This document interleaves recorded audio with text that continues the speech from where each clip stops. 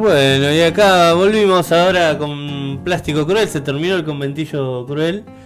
Bueno, estuvo lindo, una charla de ese crossover con los amigos del conventillo de la historia. Lo pasamos lindo, civilización y barbarie, manejamos, nos quedamos. Seguramente se retomará a continuación ambos términos, pero es un placer para mí darle la bienvenida a mi amigo después de un día que ganó San Lorenzo.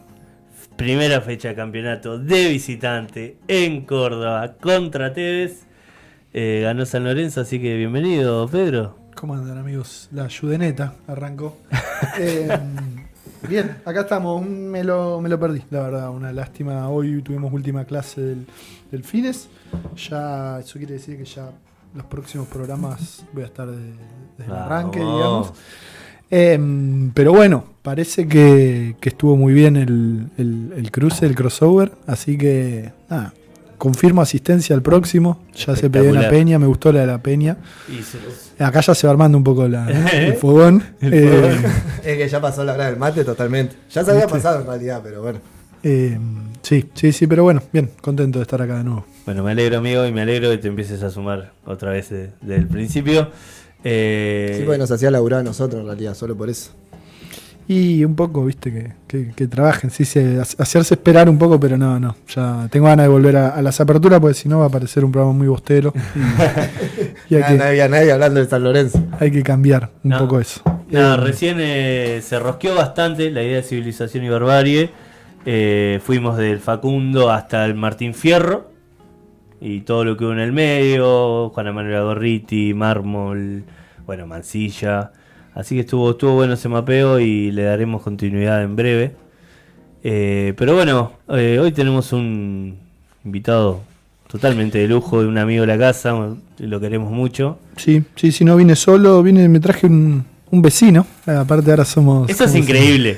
Es maravilloso. O sea, lo que nos va a ver entrar borracho a tu casa, este hombre, yo no lo puedo creer. Sí, todavía tengo que hacer buena letra en el edificio, estamos un poco en esa etapa, pero bueno. Todavía no tocaste el cajón peruano a las 6 de la mañana. No, lo toqué bajito, si lo hice. Lo saludamos ya a Mariano Budín, amigo, compañero, profe de letras, para charlar un rato. Mariano, bueno, ¿cómo andás? Saludos a todos los oyentes y a los compañeros de Plástico por la invitación. De hecho, lo primero que le dije a Pedro, no me vengas a hacer lío. Cuando lo vi en el pasillo, ya la vi con ganas de hacer lío. Le digo, no me vengas a hacer lío al pasillo, ¿qué? Sí, yo estaba saliendo y estaba Carlitos Aprea, que le mandamos saludos en la puerta, gracias. Y me dice, no, estoy buscando el departamento de Mariano Dubín. Y yo digo, Mariano Dubín vive acá. Y en eso lo veo salir a Mariano, sí. Prometo una buena convivencia. Pero bueno, me parece que invitamos a alguien más que acorde para seguir un poco el debate o la charla que se había armado. Sí, total. Veo ahí arriba de la mesa parte de guerra. Bueno, sí, nosotros somos medio desprolijos a veces con las presentaciones. Mariano, además de ser... Yo siempre lo presento como docente porque para mí es como su faceta más integral. Pero bueno, además es escritor, ha publicado varios libros que disfrutamos. Parte de Guerra particularmente es un libro al que siempre volvemos y estamos volviendo nosotros. Que entre otras cosas lo que propone es varios de esos textos que ustedes charlaban, pensarlos en el presente, pensarlos en la Argentina de hoy y cómo esa dicotomía y demás siguen operando. Y además tiene un capítulo sobre Carué, perdón. Está bien. Lo tengo que decir. Está bien. Tenemos por allá el librito de Cuero. Te lo muestro ahí. Así el origen de la familia. Gran poemario. Propiedad privada y el Estado. Sí, hermoso, linda edición también. Y el último, que al menos tenemos por acá que salió, que es Ensayos Escolares, con Pixel justamente. Que fue la lectura que me estuvo acompañando un poco estas últimas semanas. Y es un recorrido desde la poesía, desde el ensayo, desde distintos géneros, pero que siempre va sobre ciertas cosas y capaz para empezar un poco la conversación. ¿Qué te lleva, Mariano, capaz un poco para arrancar a eso, a volver a ciertos textos, a volver a ciertos debates, a volver a ciertas cuestiones tanto en el aula como en la escritura? ¿Por qué vuelven siempre? Mira, yo justo enganché el cierre de Conventillo Cruel y pensaba por qué para mí el siglo XIX es importante, ¿no? Esto ya es medio raro que alguien te diga el siglo XIX es importante. Uno en general dice ayer, antes de ayer. Pero yo siempre me acuerdo, mi abuelo, un tipo del siglo XX, pero nació en el XVII, ¿no? Y el tipo era de campo, entonces se crió con mucho, era peón rural, con muchos peones que eran del XIX. Y de hecho, él hablaba una variedad del español muy parecida a la del Martín Fierro. Tan es así que cuando yo tuve que rendir literatura Argentina 1, lo leí el Martín Fierro con mi abuelo porque el tipo me glosaba giros, palabras que para mí eran, claro, palabras exóticas o que no conocía, y él le daba no solamente un sentido, un significado, digamos, del diccionario, sino un sentido de uso, ¿no? ¿Qué significaba eso en su vida? Entonces, siempre se me entramó naturalmente el siglo XIX con el siglo XX, lo cual, en términos psicológicos, no sé si está muy bien eso, ¿no? Que sienta cercano al siglo XIX, pero en términos vitales siempre me interesó ese siglo, ¿no? Porque ahí creo que se configura los debates, además, que seguimos hoy políticamente, culturalmente, y además la literatura del siglo XIX es como...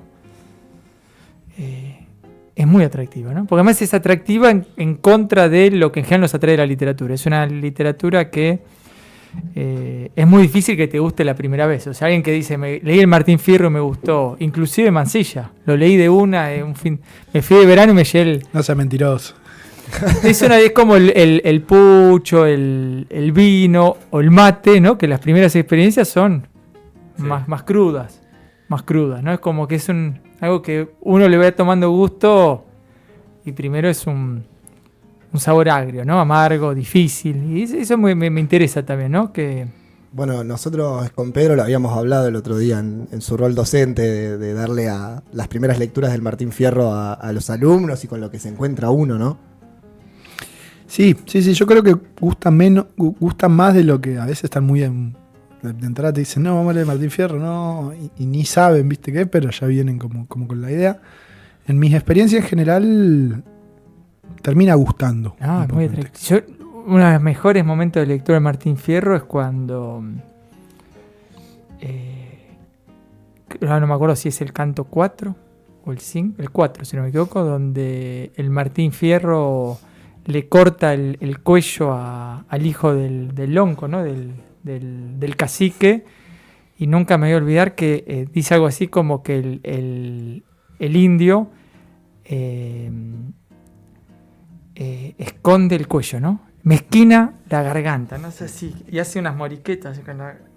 Qué fantástico, porque el indio sabe que si le corta una oreja, le queda una huella, pero si le corta, claro, sigue bien brutal, ¿no? Es como una pelea y el tipo hace así y le corta y esa escena es una escena que produce muchos sentidos actuales, ¿no? Porque aún hoy el negro o el indio es algo que justo veníamos caminando con Pedro para acá y me decía, bueno, las lecturas racistas que hay pero no son lecturas, ¿no? La sociedad argentina está estructurada todos en una lógica de marcas étnicas, ¿no? Me parece que Martín Fierro sí produce mucho más que a veces esos textos que están escritos para producir cosas y no producen. Pero todos los textos del 19 producen cosas. Claro. Sí, nosotros hablábamos recién un poco del origen en el Facundo, en cierto sentido, de una literatura breve, violenta y de género. Digo, el comienzo de Facundo es una novela... es espiritista, digo, Sombra terrible de Facundo, todos los momentos en que beben sangre los indios son vampirescos, digo, y hablábamos de ese origen corto, breve y de género, y hablábamos de eso, de cómo se retoma eso todo el tiempo y cómo es la piedra fundamental de la literatura, digo, el nacimiento, y a la vez también es la piedra de civilización y barbarie a la que vamos a volver todo el tiempo. Y hablábamos de Martín Fierro muchos años después como el texto que vino a ordenar todo lo que pasó en el medio, Amalia, Gorriti, el mismo Mansilla, y me parece que ahí hay toda una zona que decía Mariano, todo lo interesante pasó en el siglo XIX, está en gran parte situado ahí, en esa brecha, ¿no? Sí, y para mí lo interesante a pensar es esto de, muchas veces esto se piensa la literatura de, bueno, cómo la realidad aparece en la literatura y cómo se la representa, pero lo interesante con muchos de estos textos es cómo estos textos modificaron la realidad o hicieron que la historia sea pensada de manera distinta, digamos, ¿no?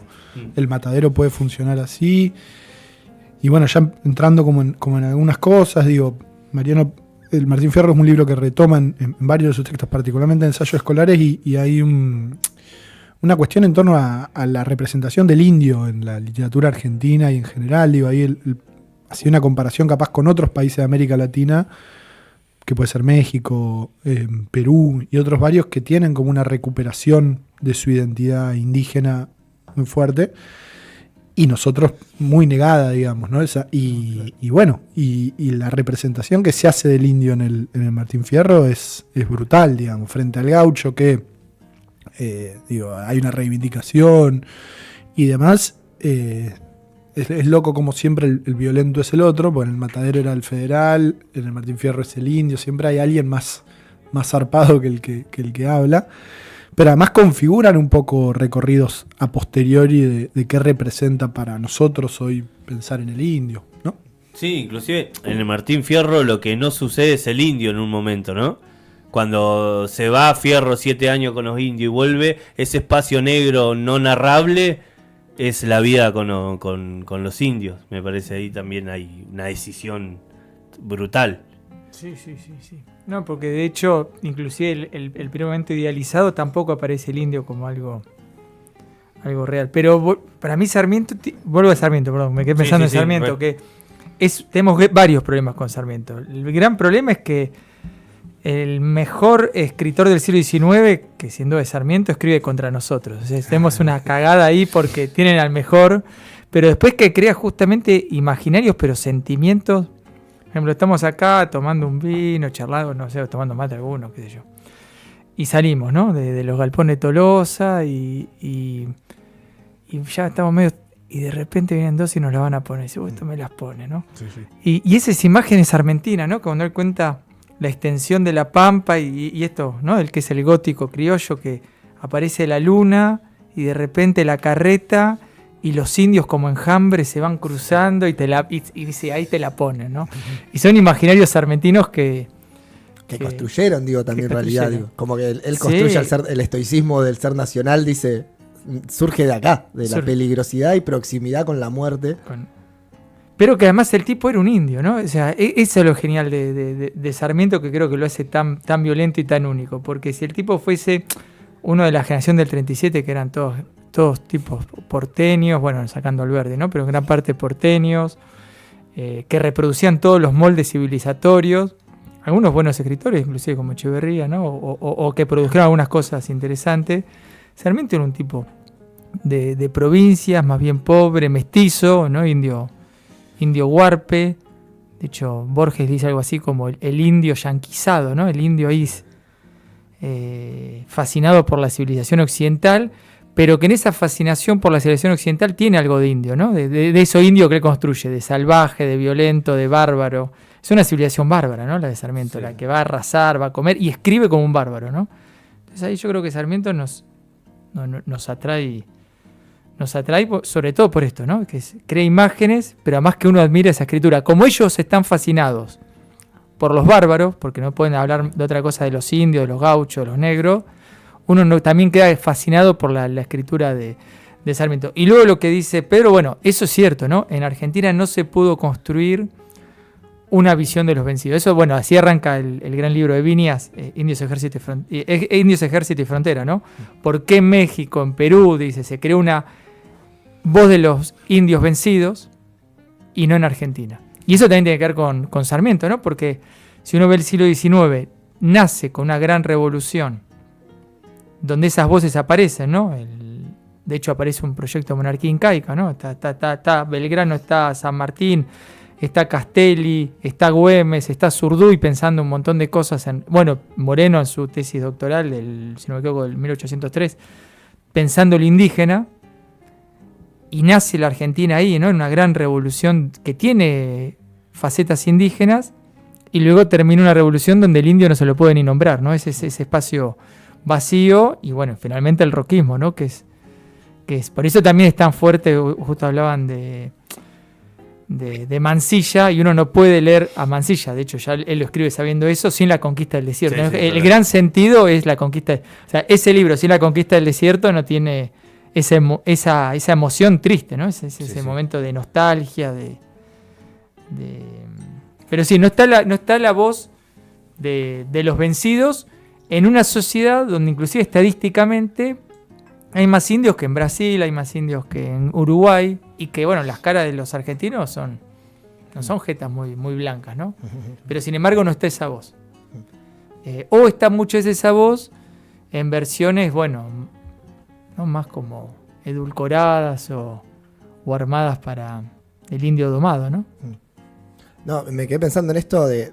Eso respondería entonces a la potencia, digamos, de la escritura de Sarmiento, más allá de la posibilidad de construir discurso mediante la escritura, mediante lo que fue el Facundo. Quizás no hay otra voz tan profunda como fue acá la de Sarmiento, digamos, en México o distintos países mencionados. No, lo de Sarmiento creo que es único, ¿no? Esa escritura del siglo XIX. Ahora no se me ocurre otro escritor de América, pero bueno, tendría que pensarlo, ¿no? En principio yo diría que el gran escritor del siglo XIX es Sarmiento, pero más porque para mí Sarmiento es un bárbaro, ¿no?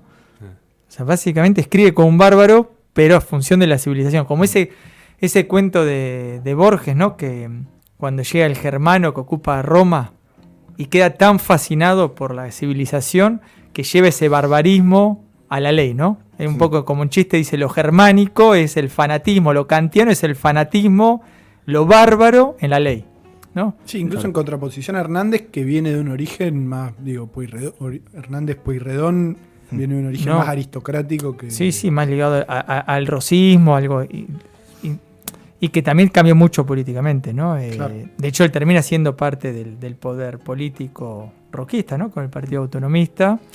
También esas variaciones de Hernández son las variaciones de lo posible en la Argentina, porque lo imposible de lo indígena en Argentina es el roquismo. En ese sentido, el gran hiato de la Argentina no es ni la colonia ni la revolución, es el roquismo. El roquismo realmente hace un hiato de lo posible en la Argentina. De lo posible en términos republicanos, territoriales. O sea, ese territorio no estaba definido antes del roquismo. Del sistema escolar. Eso no significa que no haya cosas, por lo menos de mi parte, atractivas o a reivindicar hoy del roquismo en este proceso de desorganización nacional que hace Milei. Pero lo posible, lo pensable de la Argentina moderna aún hoy es el roquismo. De hecho, si vos pensás, cuando vos planteás que San Martín, Belgrano sobre todo, Güemes, Azurduy plantean una monarquía incaica, parece una novela de ciencia ficción, ¿no? Sí, total. Sí. Y eso fue real para esos tipos. Es decir, ¿por qué fue posible? Bueno, porque la Argentina de 1813 a 1816 no es la Argentina de 1880, ¿no? La Argentina de 1880 es la Argentina de hoy. Donde hoy vos planteas una monarquía incaica y todos te miran. El tipo, ¿dónde está hablando? O sea, Sí, borró la posibilidad de Sarmiento, digamos, como un... No, claro, no. Sarmiento recrea la Argentina, y después, como le pasó al mismo Alberdi, pasa que Alberdi con un pensamiento mucho más reflexivo, crítico, que uno siente más identificado, dándose cuenta de la monstruosidad que construyeron, ¿no? Claro. De hecho, fíjense que la muerte de Sarmiento, yo como padre la pienso, el tipo va a morir al lugar donde muere su hijo. Es darse cuenta de la monstruosidad de su proyecto, ¿no? De todas esas muertes y violencia y... Inclusive que ahí recién se da cuenta de la significancia de la muerte de Dominguito, porque cuando muere Dominguito en Paraguay, es el año que Sarmiento es presidente. Y Sarmiento lo escribe en su momento con el mejor año de su vida. Y se le había muerto el pibe. Y recién ahí, cuando se va él ya viejo a Paraguay, le cae la ficha de que el hijo murió por las ideas de él. Y recién ahí hace una suerte de duelo y le afecta realmente, pero cuando muere su hijo escribe: es el mejor año de mi vida, soy presidente. Ahí está la brutalidad otra vez de Sarmiento, ¿no? Como presente todo el tiempo, y lo que decía Mariano antes, ¿no? el gran escritor y la contundencia, el mejor escritor del siglo XIX, cuando Rosas lee el Facundo, le dice a los que escribían para él, a sus lectores, dice: ninguno de ustedes me pueden defender a la altura de este tipo. Como diciendo, este es una bestia. Nadie me va a poder defender como este me ataca. Claro. Sí, a su vez Sarmiento convencido de esto, de que Rosas, más allá de caer en batalla, cae por el Facundo, digamos. O sea, convencido del efecto de su libro en los procesos políticos. Total. Absolutamente. Sí, no, claro, más él en Caseros vestido de militar, como si fuese... Y la verdad que políticamente siempre fue por lo menos tuvo grandes problemas, ¿no? Organizativos, con el poder, siempre... Por eso él siempre tuvo una relación con el poder, si bien fue parte de la burguesía dominante, opaca, ¿no?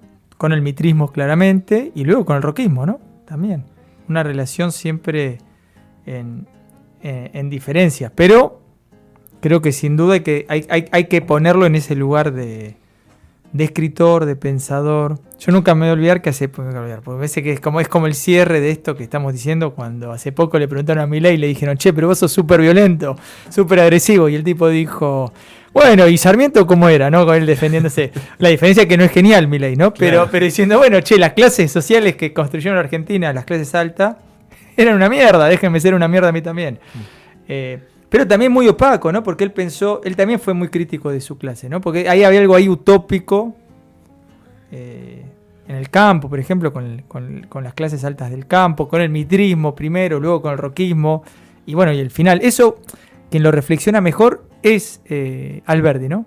Pero bueno, no es tan atractivo literariamente. Alberdi, en uno de sus últimos libros, Pequeños y Grandes Hombres del Plata, él habla de la democracia, y dice: lo que nosotros nos dimos cuenta que en América Latina y en Argentina en particular existía la democracia. Pero la democracia era otra cosa, la democracia era la montonera. Y nosotros quisimos imponer en esa democracia real, popular, efectiva, una democracia falsa, elitista. ¿Bien? Pero bueno, se da cuenta cuando su proyecto triunfa, ¿no? Sí, totalmente. No, pensaba un poco y para ir avanzando temporalmente, incluso me interesa meternos en algunas cosas ya incluso del siglo XX, pero también pensando en el último libro de Mariano, en Ensayos Escolares, que de nuevo recomendamos, para todos aquellos que hacen la tarea docente, pero también un libro que vale la pena en cualquier lectura.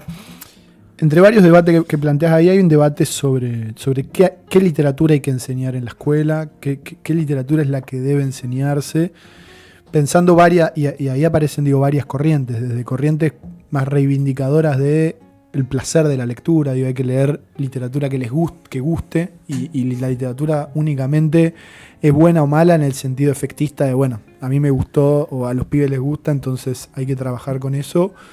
A mí me pasa con los estudiantes que a veces me preguntan: profe, ¿por qué tenemos que leer estos textos? Pensando en el Matadero, pensando en otros textos, y me lo preguntan en buenos términos, digamos. No podemos leer cosas más divertidas, no podemos leer cosas más actuales, porque estas cosas que son viejísimas. Más allá que obviamente que hay una conclusión, una idea en el texto, ¿cómo crees vos que hay que ordenar estas cosas? ¿Hasta dónde vale el hecho de decir la literatura tiene que gustar? ¿Y hasta dónde hay que pensar la literatura como una disciplina más que conforma, y cómo cruzar con la historiografía? ¿Cómo pensás esas cosas? No, a ver, yo creo que son como distintos niveles, ¿no? ¿Qué pasa con una lectura de una persona? ¿Cómo lee? ¿Qué esas vueltas? Que nunca son lineales. ¿Qué te pasa cuando lees? Eso me parece que es algo del ámbito que también podemos discutir, que es del orden de qué son las lecturas para un sujeto y cómo esas lecturas te producen experiencias. Y otra cosa es pensar, bueno, ¿qué pasa con eso en una maquinaria del Estado? ¿Bien? La escuela es la maquinaria del Estado. No es una más, es la maquinaria. Y ahí vuelve Sarmiento. No, claro, no, pero además él nace. ¿Cuándo nace la escuela? Como la conocemos hoy. En la Revolución Francesa, un poco antes si querés en Prusia, pero en la Revolución Francesa, donde solamente el 10% de la población de Francia, hoy nos parece ese número increíble, hablando de estos cambios en tan pocos siglos, solamente el 10% de la población de Francia en 1789 hablaba francés. Tal es así que el gran emergente de la Revolución Francesa que es Napoleón Bonaparte, no hablaba francés como primera lengua. Hablaba francés con acento porque lo aprendió como segunda lengua. Hablaba una variedad del italiano. Entonces la escuela es la maquinaria del Estado para crear la nacionalidad.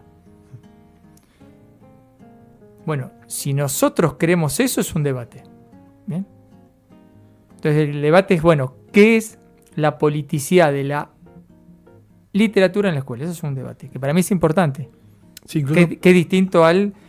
Y eso por un lado. Y por otro lado, para mí es importante, y ahí tal vez soy conservador, yo creo que las grandes lecturas sean sobre un mismo canon. Es decir, sobre un mismo texto, debatir sobre ese texto. O sea, es leer una y otra vez. También hay una marca semítica, ¿no? Es decir, leer la Torá o leer el Antiguo Testamento o el Nuevo Testamento una y otra vez. Y de hecho, fíjense, la Torá o el Antiguo Testamento es un libro que se va leyendo y se van ganando lecturas, ¿no? Digamos, cuando la teología de la liberación en la década del 60, 70, dice Jesús, no lo dice así, ¿no? Pero digamos, Jesús es un revolucionario. Eso sí lo dice, yo iba a decir Jesús es del Che Guevara. No lo dice, pero es eso, ¿no? Sí. Y la verdad que sí, o sea, lo ves al Che Guevara muerto en Bolivia y es Jesús. Es Jesús, sí. Y es Jesús. Y eso te da una lectura de un libro de 2000 años. ¿Bien? Entonces, para mí, y es un texto que conocemos la historia, o sea, vos decís quién es Jesús y conocés más o menos quién es Jesús, qué pasó, ¿no? Y me parece que el Martín Fierro nos da esa posibilidad de agarrar un texto y leerlo. Yo creo que para mí, en ese sentido, los cánones están buenos en ese sentido, lugar común, un lugar donde nos encontramos y discutimos. Después, ¿qué pasa con esas lecturas? Sí, no creo que haya lecturas canónicas, siempre hay lecturas en diagonal, pero a veces es muy importante, yo soy de los que defiende el canon, ¿no? En eso soy un poco... Y después, hay algo ahí del valor literario, ¿no? Que el valor literario también se lo da ciertos textos que tienen historia, ¿no? Para mí hay algo ahí que tal vez puede ser un poco conservador. Y después lo último que yo sí dudo mucho de toda la literatura ad hoc que creó la escuela, ¿no? La literatura que además son de las grandes editoriales, ¿no? Yo nunca voy a hablar mal de la gente que publica en Alfaguara, pero bueno, es la literatura juvenil que publica Alfaguara, sí. Todos los... Entonces, eso... Y la verdad es que tal vez yo prefiero que el Estado intentemos discutir unos textos que nos permitan... Vos fíjate, hoy leíste de Liliana Hecker, ¿no? Sí. En el film. Sí. Y se armó unas discusiones bárbaras. Estuvo lindo. Sobre las clases sociales. Un baño de realidad, dijo uno, ¿no? Parecía el gato silvestre diciendo... La realidad. La realidad. Pero también porque está... Eso. Y para mí esos son textos que... Pero bueno, es un debate. Yo no lo cierro. No lo cierro. Pero no hay que olvidarse de esto. La escuela como una maquinaria del Estado. Y no me parece mal discutir la maquinaria del Estado. Sin convertirnos en estalinistas, seguro, pero tampoco sin convertirnos en autonomistas que pensamos que esa maquinaria la podemos dejar jugar sola, ¿no? Sí, pero aparte cumplió, esa tarea que vos decís que cumplió en la Revolución Francesa, la cumplió acá también, porque también tenías un porcentaje de gente que hablara o la reivindicación de lo argentino no estaba, digamos, ¿no? Ahí volvemos al contexto de 1880, lo que hablábamos, y la escuela como ese ente ordenador que empieza a definir, bueno, qué es ser argentino. Sí, después pensaba, digo, y eso, como retomando otras cosas que me resultaron muy, muy interesantes del texto. Esto que decís vos de nuevas lecturas de un mismo texto, es algo que hablamos todo el tiempo acá, ¿no? La literatura todo el tiempo, en la lectura se modifica, digamos, ¿no? Mariano cuenta, por ejemplo, en el libro de una lectura del Almohadón de Pluma donde los estudiantes decían que es un cuento realista, digamos, ¿no? Como que claro, uno llega ahí con el cuento, bueno, ¿qué tipo en qué género lo incluimos? Eso, es un cuento realista, digamos, ¿no? Y bueno, esas cosas como te cambian la perspectiva a veces y hacen eso, que en la actualidad la vigencia de una literatura no pasa por si es más nueva o más vieja, sino por la lectura de esa nueva generación sobre esa obra, ¿no? En otro contexto, con otra formación. Digo, ahí hay una variable de lectura para sostenerlo de volver a ese texto una y otra vez que decías recién. Y perdón, ya me acordé. Y el acumulado de lecturas que hace más rico una lectura. Es decir, el Martín Fierro es rico porque José Hernández era increíble escribiendo, o sea, inventa un metro, introduce una narración, pero también es increíble porque ese texto lo leyó Ezequiel Martínez Estrada, lo leyó Borges, lo leyó Piglia. Es decir, es eso y todas las y vos encima tenés para leerlo todas esas lecturas. Y todo lo que te dice el presente sobre esa lectura, que es lo que estamos hablando hoy, que es ser negro en la Argentina, la violencia de clase, las tierras. Yo nunca me voy a olvidar cuando pasó lo de Maldonado, que el gobierno de Macri prohibió hablar de... ¿se acuerdan que había un 0800 para denunciar profesores que hablan de Santiago Maldonado? Y yo dije, fantástico, no tengo que hablar de Maldonado, voy a dar del Martín Fierro, que es la explicación de cómo una clase parasitaria, que era más la clase que hegemonizaba el gobierno de Macri, los Pueyrredón, los Bullrich, los Blanco Villegas, y se hicieron dueñas de millones y millones de hectáreas. Bueno, eso es lo que te permite el Martín Fierro. Yo no sé si todos los textos te permiten. Y lo mismo pasa con la Biblia, o con Gilgamesh, o con la Odisea. No sé cuántos textos permiten esas lecturas. Pues son muchas lecturas, pero además porque trabajan con mitos fundantes de un espacio, un territorio. Eso no significa que no haya nuevos textos, nuevas escrituras. Pero bueno, yo ahí me pongo en una posición, yo entiendo que es más conservadora, ¿no? Es la edad también, uno se va poniendo más. No, pero hay algo, digo, de los textos publicados en distintas fundaciones o históricos que permiten más relecturas que lo que estamos leyendo hoy en día en el presente. Digo, un texto como el Facundo, que está construyendo al ser nacional, digamos, va a ser distinto a este ser que ya hemos construido, que lo podemos seguir charlando, pero ya hay ciertas bases, estemos de acuerdo o no, o tengamos que luchar contra ellas o no. Y los textos van a, no quiero decir dejar de tener esa relevancia, pero sí quizá no soporten tantos análisis, creo yo, al futuro, digo, de acá a 100 años, digo. ¿Cuáles seguirán siendo los textos que se van a seguir analizando? ¿Si los primeros fundantes o los que estamos escribiendo ahora? Sí, sí. Y después en términos de formas también, para hablar de la cuestión de formas retóricas. La literatura que se está escribiendo en el siglo XIX en Argentina, por las condiciones de producción, ¿dónde la encontrás? En Europa, o sea, pensá que Balzac está escribiendo otra cosa, Flaubert está escribiendo otra cosa. Total. O sea, esas escrituras son rarísimas, ¿no? O sea, rarísimas ¿para quién? Para alguien como nosotros que está acostumbrado a leer la literatura intentando todo el tiempo meterla en un casillero. Y es esto, ¿no? Y hasta entrado el siglo XX, ¿no? Quiroga, ¿qué mierda es Quiroga? Borges, ¿no? ¿Qué son los textos de Borges?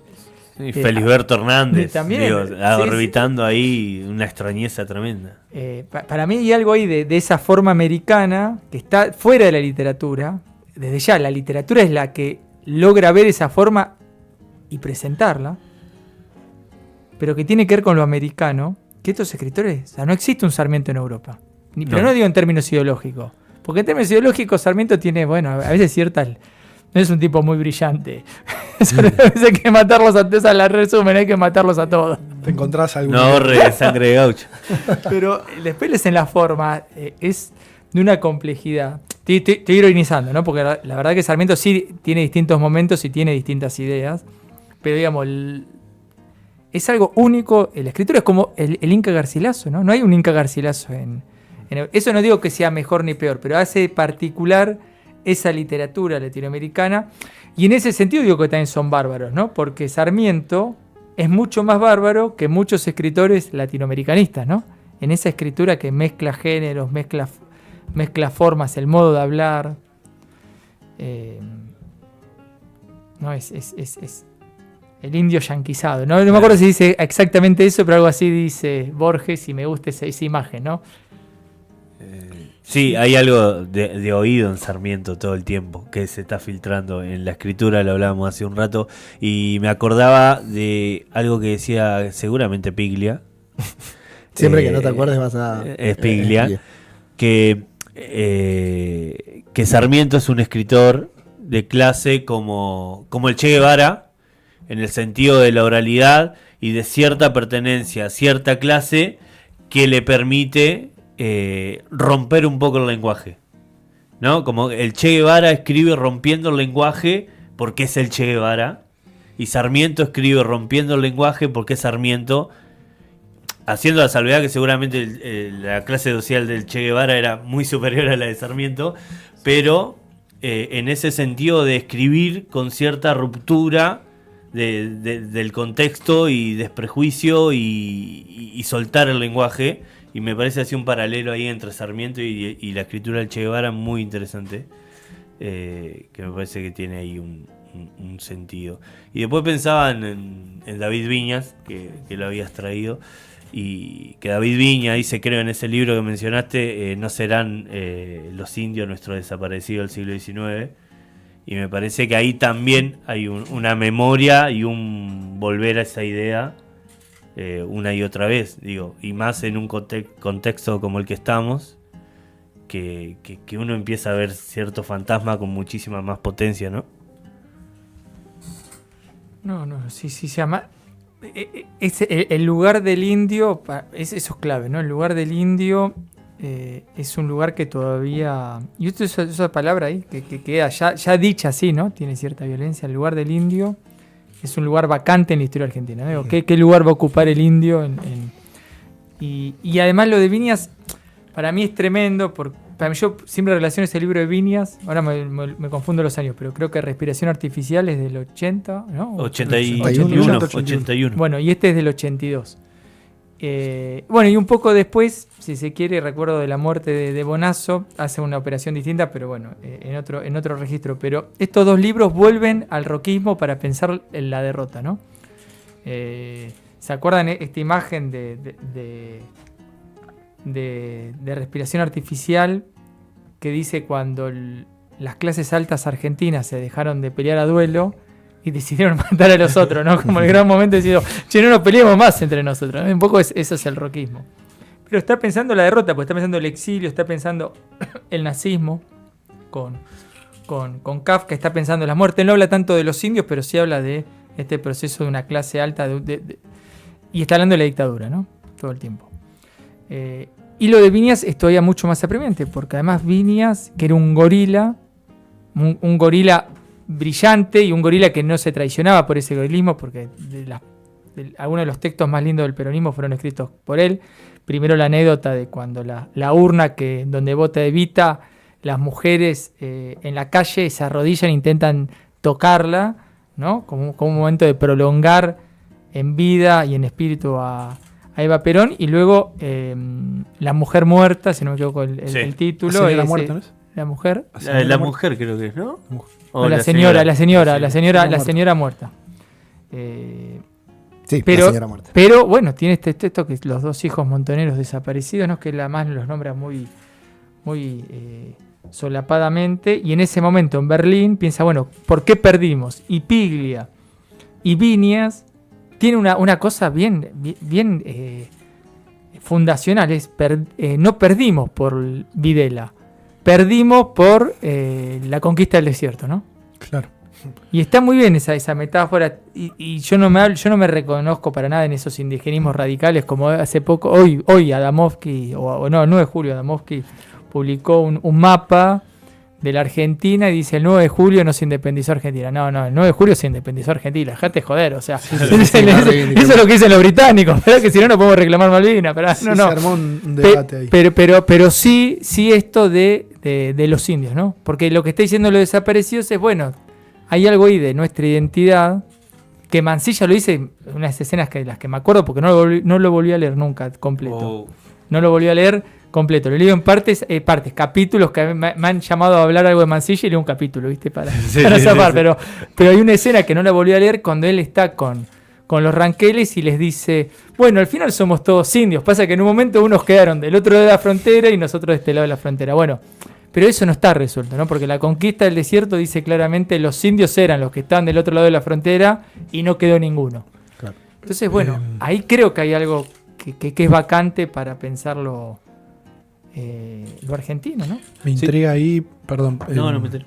Hay una figura que para mí es clave para pensar qué hicimos con los indios, digamos, que es Perón. En ese sentido, también mencionar algo que no lo decíamos. Otro libro para ir a buscar es la antología que salió ahora de Alfaguara sobre el bombardeo del 55. Hace algunos programas estuvimos charlando con Julián López sobre ese libro y bueno, Mariano ahí sumó un lindo texto para pensar esa fecha muy poco recordada. Digo, ¿cómo se conjuga todo esto en Perón, digamos, ¿no? Vos decís, bueno, eso sigue vacante, qué pasó ahí, porque de por sí alguien que viene con una tradición indigenista, digamos, en sus orígenes. Bueno, es un debate tal vez largo para un segundo vino, pero bueno, ¿qué pasó ahí? ¿Hasta dónde aportó como a desentrañar un poco esa tensión? ¿O hasta dónde es algo que siguió sin resolverse, digamos, ¿no? Y también, nada, está bueno como eso, entrar un poco en literatura del siglo XX, que es lo que, digo, ya con Viñas, con Piglia, con otros tantos que vamos charlando. Sí, yo, perdón, sumo una cosita, se me viene a la cabeza con esto, decía Mariano, bueno, de ir al siglo XIX, a Roca, retomar ya en el siglo XX, pienso en Isidro Velázquez, Formas Prerrevolucionarias de la Violencia, de Carri, que es increíble, que es del 68 y lo escribe el mismo año que muere el Che Guevara, muere Isidro Velázquez. Y Carri dice en ese libro, debería ser mucho más importante la muerte de Isidro Velázquez que la del Che Guevara para nosotros, los argentinos, digo, dándole un sentido de nación y demás, pero es muy interesante cómo él toma la figura del indio, del exterminio, y instala entre los indios y las guerrillas la idea del bandido rural como una forma pre-revolucionaria, ¿no? Me parece. Sí, sabes que una vez con un amigo fuimos a Machagay, a la tumba de Isidro, que está con Gauna, los dos juntos, me encanta, ¿no? Sí. Martín Fierro y Sargento Cruz. Están los dos juntos. Sí, esas amistades que... Bueno, ¿alguien vio KKK, la película india? No. Bueno, también son esas amistades, bueno, Gilgamesh y Ekidum, ¿no? Si no me equivoco, son esas amistades heroicas que se crean ahí.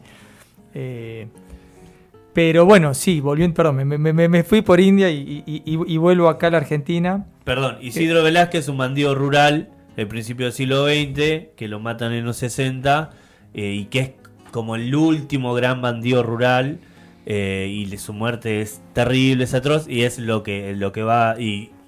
Y digamos su compañero es Gauna, y es increíble la historia de ellos dos. Pero como resumen para quien escucha, robaba vacas a la sociedad rural o a los grandes oligarcas de Chaco y de la zona para repartir, algunos se los quedaba él obviamente, para morfar tranquilo, pero para repartir entre los pobres. Y yo creo que ahí es donde hay que robar, como Sarmiento, las ciencias sociales y la historia a la meticulosidad, a la rigurosidad. Es decir, a veces me preguntan, che, eso que decís, ¿dónde lo sacás documentalmente? Lo saco, se me canta el culo. Lo leí en algún lado. Lo leí de Piglia. Yo le echo la culpa a Piglia que... bueno, sí. Pero, ¿qué es recuperar el mito, no? Para mí, cuando la escritura no tiene mito, esto no significa que en la producción académica no tenga que haber rigurosidad, porque sí, si no sería un cachivache, sería esto, nosotros acá charlando de todo. Esa sería la academia. Pero en otro lugar tiene que ser esto, ¿no? Este Isidro Velázquez, que cuando los paisanos contaban, de hecho en los diarios aparece Chaco, ahí creo que le tiraron 400 balas, y le entraron, y el tipo, un rajunio, dice, me dolió un poquito, y no pasó nada. Bueno, eso es el mito, ¿no? Alguien que está ahí, y sobrevive, y se la banca, y no responde a el instrumentalismo de la época, lo posible, es romper lo posible, ¿no? Yo por eso creo que es muy importante estos escritores del 19 porque son sumamente míticos, ¿no? Hidalgo, José Hernández, Mansilla ni hablar, ¿no? Sí. De hecho, el Che Guevara es decimonónico, ¿no? O sea, que es un tipo que hoy, de hecho, lo pensás y está mucho más cerca del 19 que de nosotros. Sí. Bueno, yo creo que esté más cerca de nosotros, ¿no? Claro, sí, estaría muy bien. Pero por eso para mí eso primero hay que crearlo el mito, en la escritura. Después si la escritura es posible, en la vida es posible. Porque la verdad es que si vos contás hoy la vida del Che Guevara a un pendejo, te dicen, eso no es verdad. Y es verdad, existió. El tipo viajó por toda América Latina, cruzó un río como Jesús para estar con los leprosos, hizo una revolución, fracasó en otra, murió en otra, leía arriba de un árbol mientras se tiroteaban. Bueno.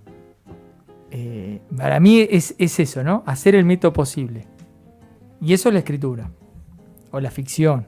Yo me gusta más la palabra no porque esté en contra de la palabra ficción, sino que muchas veces la idea de ficción en la academia, no en Piglia, es una idea de mentira.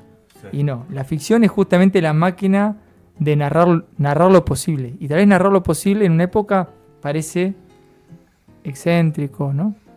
Pero si la narración, esa maquinaria lo hace posible, se vive. Perdón, con eso termino. Yo siempre me quedé pensando, mi hijo es militante, ¿no? Fue militante, estuvo...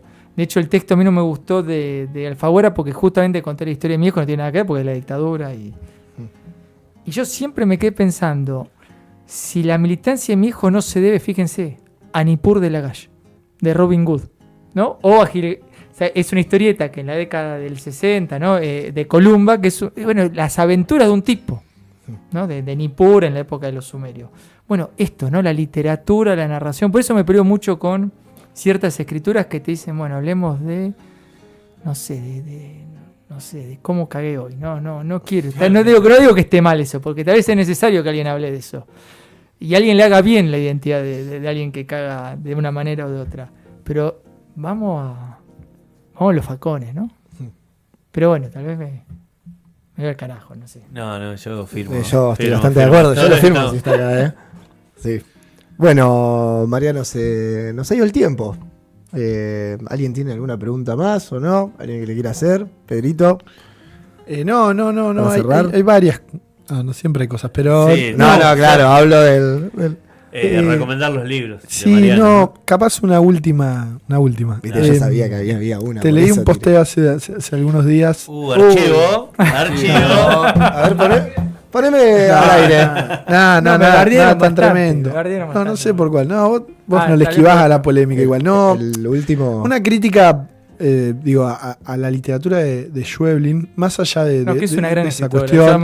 Claro, no me quiero quedar en esa parte, sino en cierta recuperación de ciertos autores del siglo XX, Cortázar aparecía ahí y otros, que siguen trabajando con estos fantasmas de civilización, barbarie. El monstruo siguió estando ahí, ese monstruo sarmientino seguía estando un poco ahí. Nada, capaz como para cerrar y pensar cómo sobrevivieron en el siglo XX esos grandes debates de la historia argentina, capaz como ampliar esa idea y sin entrar en criticar cuál es la potencia que seguís encontrando en esos autores de mediados del 20, que en el fantástico, en distintos géneros, trabajaron con este fantasma. Me quedé como con esa idea y agradecerte de nuevo la presencia. No, yo les agradezco a usted porque además hablar de literatura es como hablar de bueyes perdidos, ¿no? Puede tomar, de decir cosas que no tienen ningún tipo de comprobación empírica, ¿no? Eso es lo lindo. Por eso hicimos plástico en realidad. Esa fue la piedra fundacional. No, justo me pasó que leí varios cuentos de Cortázar y Schweblin al mismo tiempo, que además yo creo que no solamente que escribe bien, sino que sería hasta de mal gusto que yo hable mal de Schweblin, porque es como colgarse de las tetas de Schweblin, pobre. O sea, la mina es una gran escritora, es pobre, y ese hijo de puta está hablando mal de mí para... yo igual no sé, tal vez no iba a hacer un chiste que no iba al tono de nosotros acá nosotros lo hacemos todo el tiempo en momentos. Pero no, y justo por ejemplo leí Las puertas del cielo, que además bueno, ahí está claramente la fascinación, porque Cortázar está enamorado, el protagonista, el narrador, que también puede ser Cortázar en el sentido de un alter ego, porque son en el bestiario muchos de esos personajes son personajes de clase media, que él está como interpelando su identidad de clase en un momento de crisis espiritual, muy distinta, por ejemplo, a la del hombre que está solo unas décadas antes de Scalabrini y Ortiz. Es otra crisis espiritual de otra clase media, pero él está enamorado de Celina, ¿no? Que es una de las negras, una de las bestias, monstruos, dice él. Y yo lo que digo que en esos textos hay algo repulsivo, que es esto que te digo, vos lees a Sarmiento y entendés el miedo, o sea, chupamos, nos quedamos hasta las 2 de la mañana y volvemos por calle 3 de noche y vienen 2 y nos la ponen. Y a mí me interesó ese miedo. Después un amigo me decía, no, porque Schweblin le escribe a una generación que vos no entendés, que le tiene miedo a tener hijos, qué sé yo, bueno, tal vez es otro miedo y está bien. Claro. Pero a mí me parece que repone un gótico, que ese gótico, que también está, ojo, en eso lo analiza Freud, el ominoso, tiene que ver con algo familiar. Y acá el gótico es el negro porque el gótico de Sarmiento, de es que todos somos unos negros de mierda. O sea, hasta el que más se limpia la piel es un negro de mierda. Sí, sí. Entonces, yo creo que ese es lo que el mismo Borges... Bueno, también está en el Aleph, ¿no? Quien se enamora de Beatriz, el primo hermano, ¿no? Entonces, es que aparece esa relación muy incestuosa. Es amar el monstruo, ¿no? O sea, que hay algo de eso monstruoso. Por eso los mejores textos también del siglo XIX, que están en Mansilla, es ver todo eso opaco, todo eso paradójico de la civilización. Por eso también Sarmiento tiene momentos de esa contradicción cuando habla de la clase alta y habla de su propia clase con una violencia brutal, ¿no? Porque es un discurso utópico el de Sarmiento. Si fuese solamente propagandístico no sería rico, ¿no? Es utópico y ahí aparecen esas. Entonces me interesa el siglo XX, Mujica Lainez, ¿no? Un escritor que es un... O sea, vos lo ves, lo que vas a trompar, decís, este es un gil, un tipo que le ves desagradable. Es un Samantha Schweblin de... Sí, o Silvino Campo, digamos. Pero Silvino Campo tenía una mirada, me parece que mucho más compleja que la de... Mujica Lainez es un tipo desagradable en la casa. Pero voy a seguir contando anécdotas, no tiene. Pero bueno, pues cuento esta anécdota. ¿Puedo o no? Obvio. Bueno, en la casa de él hay, todavía este verano fui a verla, hay una escultura, que es una réplica perfecta, una escultura del 17, si no me equivoco, de Francia. Y él siempre contaba que esa escultura sobrevivió a la Revolución Francesa. Que mientras que degollaban, guillotinaban, mataban, se fusilaban ellos mismos en la Revolución Francesa, nadie, ni las clases sociales más brutas, se animaron a tocar esa escultura. Y dice que él en la villa cordobesa no le duró 3 semanas. La primera noche descubrió un cordobés meando. La segunda uno le puso un vaso con fernet caliente que le sobró. La tercera noche uno se durmió ahí y le vomitó. O sea... Bueno, pero en eso que él relata, hay algo que es poder poner en juego esa barbarie que te come. Y en eso hay una verdad. O sea, esa clase social que sabe que la barbarie lo come. Y me interesa mucho, en esos escritores del siglo XX, me interesa mucho por un montón de otras cosas, Borges, no solo por eso, por muchas otras cosas. Pero me parece que para una lectura del plano, digamos, para una lectura nacional o popular o peronista, que es solamente una de las tantas lecturas que uno le puede hacer, eso de que la barbarie, que estos describan muy bien cómo la barbarie te come, y lo describen mucho mejor que nosotros. ¿Por qué? Porque le tienen asco, le tienen miedo, le tienen fobia a la barbarie. Uno al revés, a veces quiere como mezclar. Y a la vez fascinación, y esa es la pulsión del Facundo de Sarmiento. Sí. Digo, te cuento un monstruo, me fascina el monstruo. Sí.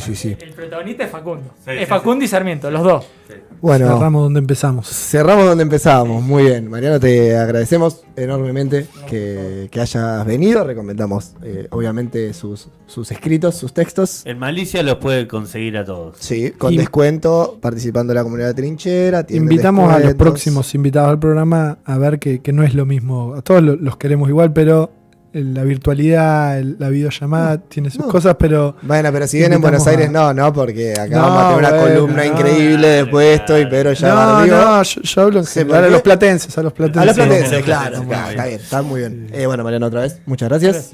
Y gracias, pues yo aclaro para los que vengan que hay algo espirituoso, ¿no? Ahí Sí, para- Obvio, siempre, nunca va a faltar eso. Nosotros somos Plástico Cruel, vamos con un temita y volvemos.